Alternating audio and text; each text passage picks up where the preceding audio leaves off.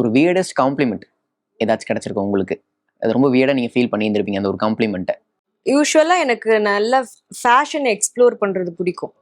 So நான் இது வரைக்கும் ஃபோட்டோ ஷூட்ஸ் இப்படி தான் பண்ணணும்லாம் இல்லை. நான் யூஸ்வலாக எப்படி என்னோட ட்ரெஸ் சென்ஸ் எப்படி இருக்கோ அதுதான் நான் இன்ஸ்டாகிராமில் போஸ்ட் பண்ணுவேன்.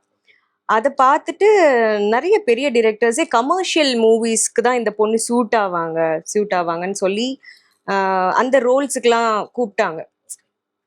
அப்போ எனக்கு தோணுது இதுல இதை பார்த்துட்டு மேக்சிமம் இப்படிதான் வந்து பர்சீவ் ஆகுது அப்படிங்கிற ஒரு தாட் இருந்தது.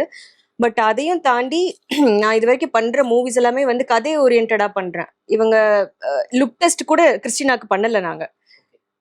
ஸோ சார் வந்து அவர் மைண்ட்லயே இந்த முகம் அதுக்கு சூட் ஆகும்னு யோசிச்சிருக்காரு. இது வியர்டுன்னு சொல்ல முடியாது. ஓகே, உங்களுக்கு வியர்டா தெரிஞ்சிருக்குது, அவ்வளவுதான். That's all. அது காம்ப்ளிமெண்டானு தெரியல. ஒரு இன்டர்வியூல என்ன பார்க்க வந்து நீங்க அண்டர்டேக்கர் மாதிரி இருக்கீங்கன்னு சொல்லிட்டாங்க. ப்ரோ இப்போ நான் அதான் ப்ரோ நினைச்சேன் வந்தோடனே. அப்படியா? என்ன bro? ஒரு இன்டர்வியூல இப்பதான் கொடுத்துட்டு வந்தோம். அதுதான் இப்போ ரீசெண்டா நடந்தது. வெளியில நான் கூட உங்களை யோசிச்சேன், பார்த்தோன்னே அப்படிதான் தோணுச்சு. நம்ம அப்படி இருக்கோமான்னு யோசிச்சேன்.